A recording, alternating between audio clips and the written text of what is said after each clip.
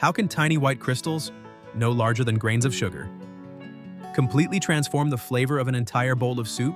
And even more intriguing, why did a seasoning invented in Japan become one of the most widely used ingredients in kitchens across the planet?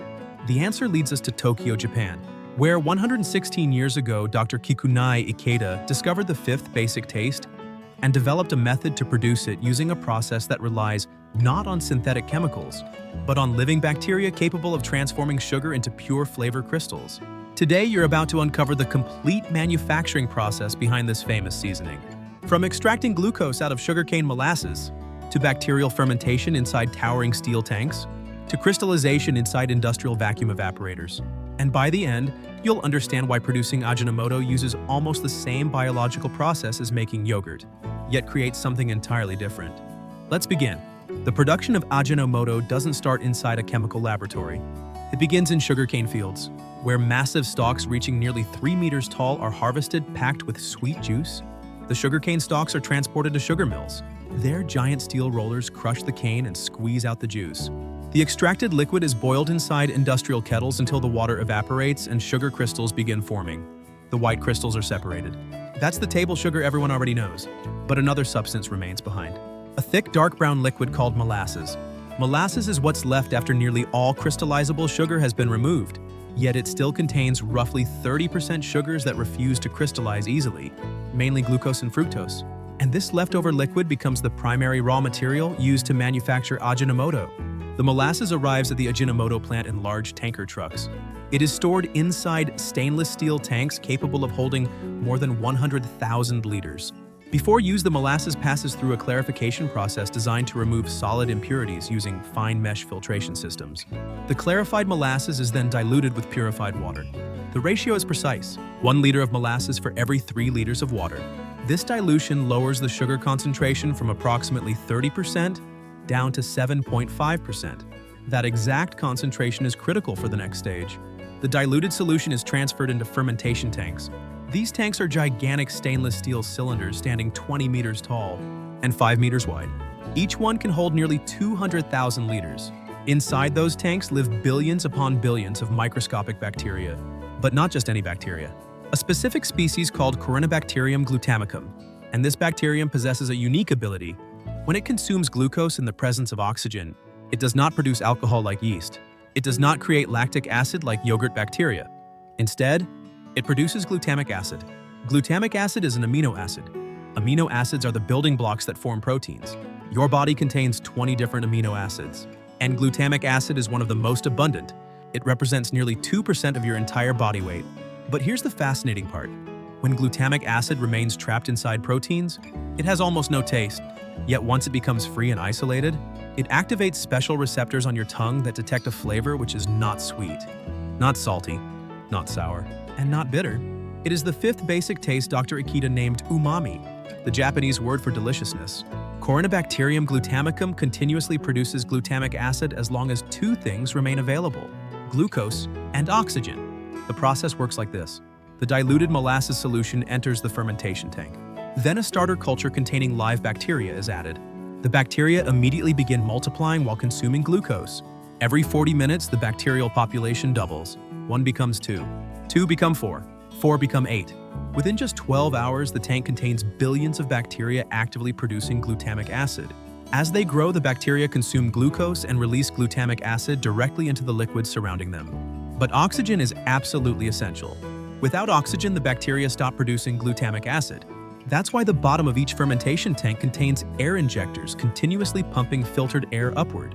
Thousands of microscopic bubbles rise from the base of the tank all the way to the surface. The bacteria absorb oxygen from those bubbles while remaining suspended throughout the liquid. The tank also contains a gigantic stainless steel agitator. Large steel blades rotate at approximately 20 revolutions per minute. The constant agitation keeps the bacteria evenly distributed throughout the solution. Without mixing, the bacteria would settle at the bottom where oxygen availability becomes limited. Temperature control is equally critical. The fermentation tanks are maintained at exactly 32 degrees Celsius. Not hotter, not colder. This is the ideal temperature for Corynebacterium glutamicum to maximize glutamic acid production. If the environment becomes too warm, the bacteria becomes stressed. Too cold, and their metabolism slows dramatically. The fermentation stage lasts between 30 and 36 hours. During that period, the bacteria convert nearly 90% of the available glucose into glutamic acid. The liquid that initially tasted sweet because of dissolved sugar gradually becomes acidic due to the accumulation of glutamic acid. After approximately 36 hours, the air injection system shuts down. The agitators stop spinning, the bacteria stop producing, and slowly the microorganisms settle to the bottom of the tank, forming a dense biomass layer. The clear liquid containing dissolved glutamic acid remains above. That liquid is pumped out while the bacterial biomass stays behind. But the bacteria are not wasted. They are processed into nitrogen-rich organic fertilizer sold to farmers. The glutamic acid solution now moves into neutralization tanks. And this is the step where the acid is transformed into the seasoning the world actually knows: monosodium glutamate, also called MSG. Glutamic acid by itself isn't useful as a seasoning. It's far too acidic. It would irritate the mouth and produce an unpleasant taste, so it must be converted into a salt, specifically into monosodium glutamate. To achieve this, sodium bicarbonate is added, the same white powder commonly used in baking or for relieving stomach acidity. When sodium bicarbonate mixes with glutamic acid, a chemical reaction immediately occurs. The acid donates a proton. The bicarbonate accepts it. Carbon dioxide forms, creating bubbles that escape upward. And what remains are two bonded ions, the glutamate ion and the sodium ion. Together they form monosodium glutamate. The ratio is extremely precise. For every molecule of glutamic acid, exactly 1 molecule of sodium bicarbonate must be added. Too little bicarbonate, and acidic residue remains. Too much, and excess bicarbonate creates an unpleasant alkaline taste. The entire process is monitored using pH meters. The acidic solution begins at approximately pH 3.5, very similar to orange juice. As bicarbonate is gradually added, the pH slowly rises. 4, 5, 6, then finally 7. The moment the solution reaches exactly pH 7.0, the process stops. Perfectly neutral, neither acidic nor alkaline. The neutralized liquid now contains dissolved monosodium glutamate, but it also contains impurities, dead bacterial fragments, protein residues, and leftover molasses compounds that were never consumed during fermentation. All of that must be removed. The liquid passes through a multi-stage filtration system. First, coarse mesh filters trap large particles. Then ultrafine membrane filters remove microscopic contaminants. The liquid emerging from the filters becomes transparent, but still carries a faint yellow tint. That color comes from residual molasses compounds small enough to pass through filtration. To remove them, activated carbon is used. The liquid flows through powdered activated carbon beds. The carbon acts like a molecular sponge. Colored compounds stick to its enormous porous surface, and the liquid that exits becomes completely transparent, almost like water. At this stage, the solution is essentially pure monosodium glutamate dissolved in water, approximately 20% MSG and 80% water. But to obtain the white crystals recognized around the world, nearly all of that water must disappear. The purified solution is transferred into vacuum evaporators. These are sealed tanks connected to vacuum pumps that dramatically reduce internal pressure. Under reduced pressure, water boils at much lower temperatures. Instead of boiling at 100 degrees Celsius, it now boils at approximately 60 degrees Celsius. That lower temperature is essential. If the solution were boiled at 100 degrees Celsius, excessive heat could degrade part of the glutamate. At 60 degrees Celsius, the compound remains fully preserved. The water gradually evaporates. The concentration increases: 30% glutamate, 40%, 50%, 60%, and eventually around 70% glutamate with only 30% water remaining. At that point, the solution becomes saturated. A saturated solution cannot dissolve any additional glutamate. If more glutamate were added, it would remain solid instead of dissolving. And that's exactly what the process needs next. The saturated solution is transferred into crystallization tanks. These tanks operate with slow agitation and carefully controlled temperatures. As additional water evaporates, the glutamate concentration rises beyond the saturation point, and that is when crystallization finally begins. At first, a microscopic crystal appears, a tiny seed crystal. Then glutamate molecules suspended in the liquid begin attaching themselves to that seed. Layer by layer, the crystal grows larger. More molecules attach. The structure expands, and the crystal continues developing into its final shape. These crystals form characteristic rectangular prisms, transparent like miniature diamonds. Each crystal measures roughly 1 millimeter long, large enough to be seen individually, yet small enough to flow freely like sugar. The crystallization process lasts between 8 and 12 hours. During that time, approximately 90% of the dissolved glutamate transforms into solid crystals. The remaining 10% stays dissolved in the liquid. Once crystallization is complete, the crystals must be separated from the remaining liquid. This is done through centrifugation. The crystal mixture is loaded into industrial centrifuges, massive cylinders spinning at nearly 3,000 revolutions per minute. The centrifugal force pushes the liquid outward through fine mesh walls. The crystals remain trapped inside. What emerges are wet MSG crystals carrying only a small amount of residual moisture. Those damp crystals are transferred into hot air drying systems. Filtered air heated to approximately 80 degrees Celsius flows through a bed of crystals. The hot air evaporates the remaining moisture. By the end of the drying process, the crystals contain less than 0.5% water. Completely dry, completely stable. The dried crystals then pass through vibrating sieves that separate them according to size. Large crystals remain on the upper screens, medium crystals settle in the middle layers, and the finest particles fall to the bottom. Each size category serves a different purpose. Fine crystals are sold for industrial applications where rapid dissolution in liquids is necessary. Medium crystals are packaged for household use because they flow properly through shaker bottles. Large crystals are dissolved once again and recrystallized into more uniform sizes. The packaging stage is fully automated. The crystals flow through industrial hoppers into precision filling machines. Each container receives an exact quantity: 90 grams for household jars, 500 grams for restaurant containers, and 25 kilograms for industrial bags. The containers are sealed with screw-top caps. Then labeling machines apply adhesive labels displaying the Ajinomoto brand name, which in Japanese means the essence of flavor. The labels also include nutritional information and usage instructions. The packaged containers are grouped into cardboard boxes. 24 jars per case. The cases are stacked onto pallets. 120 boxes per pallet. The pallets are wrapped in protective plastic film and transported into distribution warehouses. A modern Ajinomoto factory produces approximately 50 tons of monosodium glutamate every single day. That equals more than 18,000 tons annually. To sustain that level of production, the plant must process nearly 60 tons of molasses every day. And the finished monosodium glutamate is chemically identical to the glutamate naturally produced by your own body. It is also chemically identical to the glutamate found in tomatoes, Parmesan cheese, meat, fish, and mushrooms. The only real difference is concentration. Every gram of Ajinomoto contains approximately 620 milligrams of glutamate and around 120 milligrams of sodium. For comparison, 1 gram of regular table salt contains nearly 400 milligrams of sodium. That means Ajinomoto contains roughly 3 times less sodium than ordinary salt. The product's shelf life is essentially indefinite as long as it remains dry. Monosodium glutamate is remarkably stable. It does not degrade, it does not decompose, and it does not expire under normal storage conditions. Jars can sit on shelves for years without losing effectiveness. The complete production cycle from molasses to packaged crystals takes approximately 5 days. 36 hours of fermentation, 12 hours of filtration and neutralization, 12 hours of crystallization, then roughly 24 hours for drying and packaging.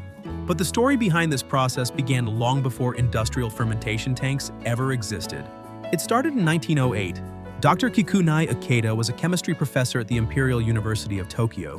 One evening during dinner, he tasted a soup prepared by his wife using kombu seaweed broth. The flavor fascinated him. It wasn't sweet, it wasn't salty, it wasn't bitter, and it wasn't sour. It was something entirely different. Something deeply savory and delicious that could not be explained by the foreknown basic tastes. Ikeda became obsessed with identifying the chemical compound responsible for that mysterious flavor. He purchased several kilograms of kombu seaweed. Inside his laboratory, he boiled the seaweed in water for hours. The resulting liquid carried that same intense and unusual taste. He slowly evaporated the liquid. When only a thick residue remained, he treated it with chemicals to precipitate proteins and impurities. He filtered it, concentrated it, then crystallized it. After weeks of experiments, he finally obtained pure white crystals. He tasted them. The flavor matched perfectly. Intense, savory, unique. Chemical analysis revealed the compound, glutamic acid, an amino acid already known to science, but whose flavor properties had never been identified before. Ikeda then coined the term umami to describe this fifth basic taste, derived from the Japanese word umai, meaning delicious. But extracting glutamate from seaweed was extremely expensive. Nearly 40 kilograms of seaweed were required to produce just 1 kilogram of crystals. So Ikeda searched for a more efficient industrial method. The first commercial production method relied on wheat protein. Wheat gluten was treated with concentrated hydrochloric acid at high temperatures. The acid broke apart the proteins and released individual amino acids. Then glutamic acid was separated from the other amino acids through selective crystallization. This method worked from 1909 until 1962, but it had major problems. Hydrochloric acid was extremely corrosive. It damaged industrial equipment. It was dangerous to handle, and the efficiency remained low. Only around 15% of the wheat gluten became usable glutamate. During the 1930s, manufacturers switched to soy protein. Soybeans naturally contain higher levels of glutamic acid than wheat. The yield improved to approximately 25%, but the process still depended on hydrochloric acid and all its dangers. Then came the breakthrough that changed everything. In 1956, Japanese scientists discovered that certain naturally occurring bacteria produced glutamic acid during their normal metabolism. They isolated the bacteria, cultivated them, improved them, and by 1962, bacterial fermentation had completely replaced acid hydrolysis. The advantages were enormous. No dangerous chemicals were required. The conversion efficiency reached nearly 90%. The bacteria transformed almost all available glucose into glutamic acid, and the raw material sugarcane molasses was cheap and abundant. Today, 100% of the world's monosodium glutamate is produced through bacterial fermentation. Nobody uses acid hydrolysis anymore.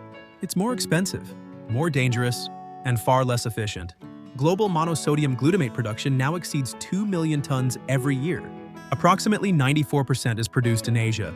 China alone manufactures more than 1 million tons annually.